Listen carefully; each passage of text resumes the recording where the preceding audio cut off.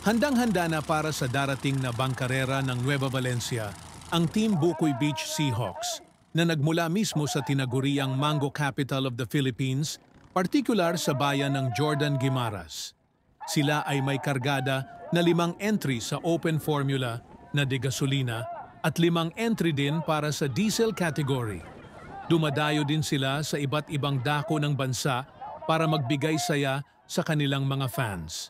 Sa katunayan, sila lang naman ang defending champion ng De Crudo ng Bacolod Water Sports Festival sa nakaraang taon. Muli nating masaksihan ang kanilang bilis dito mismo sa Puyo Wharf, Poblacion, Nueva Valencia.